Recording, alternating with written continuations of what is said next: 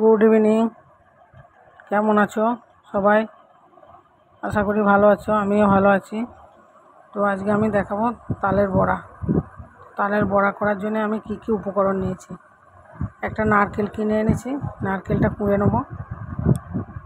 নারকেলটা কুড়ে তালের বড়ার সাথে দেব। তো আমি এই নারকেলটা কুড়ছি।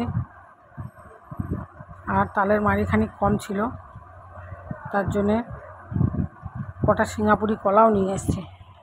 তো দেখি সিঙ্গাপুরি কলা দিয়ে, আমার মা বললো করে দেবো, মা এসেছিলো।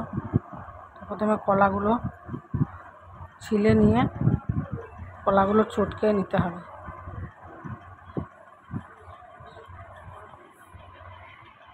তারপরে কলা চটকানো হয়ে গেলে যে তালের মাড়িটা ছিল, অল্প ছিল, ওই তালের মাড়িটা দিয়ে দিলাম।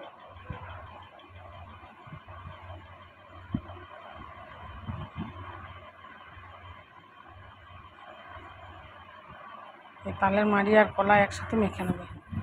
এতে তারপরে দিয়ে দেবো নারকেল কোড়াটা। তারপরে পরিমাণ মতো আটা, তো বেশি নয়, অল্প পরিমাণ মতো আটা দিতে হবে। তারপরে খানিক আতপ চাল পিষে নিয়েছি মিক্সিতে, সেই আতপ চালটা দিয়ে দেবো। ওই আতপ চাল ওইটা, আর চিনিটাও পেস্ট করে নিলাম, নিয়ে চিনিটাও দিয়ে দেবো। আমি সব রেডি করে দিচ্ছি মায়ের কাছে হাতে, মা মেখে দিচ্ছে।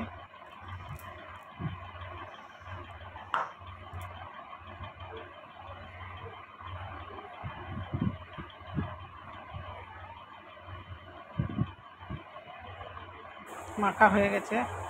এরপরে আমি গ্যাসে কড়াই চাপিয়ে দিয়ে তেল দিয়ে দিয়েছি। তেল গরম হয়ে গেছে, এবার একটা একটা করে সব ভেজে নেব। আমার মা ভাজছে।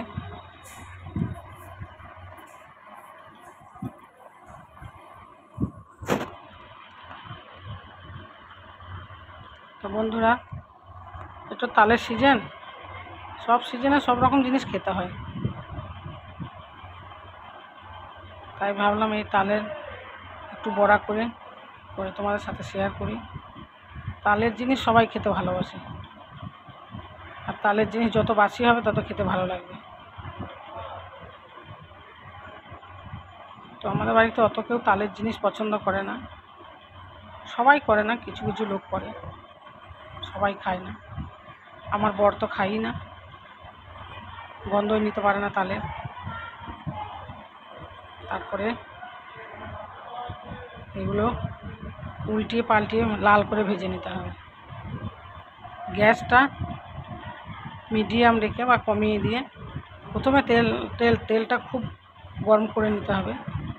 তারপরে ওটা আস্তে আস্তে দিয়ে, খুব গরম নয়, মিডিয়াম গরম করতে হবে। খুব গরম করে নিলে আবার পুড়ে যাবে। এবার সব তালের বড়াগুলো সব ভেজে নেওয়া হবে। এই একবার হয়ে গেল, আর একবার দেবে। গ্যাসটা কমিয়ে দিতে হবে, নইলে পুড়ে যাবে, ভিতরে সেদ্ধ হবে না, কাঁচা কাঁচা থাকবে।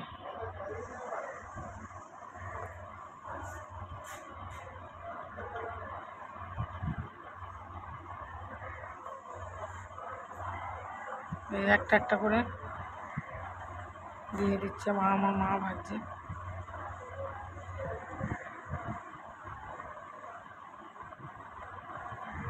তো বন্ধুরা, তোমরা কে কোথায় থেকে দেখছো কমেন্ট করবে। এখনকার দিনে রান্না সবাই কম বেশি সবাই পারে, রান্না কে না পারে, সবাই রান্না করতে পারে। তার মধ্যেও আমি ভিডিও নিয়ে এলাম।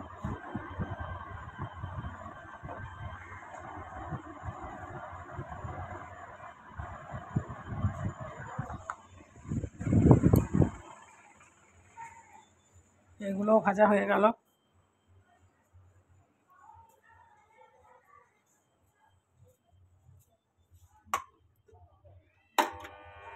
এগুলো তুলে নিলাম, আর রেডি, তালের বড়া রেডি।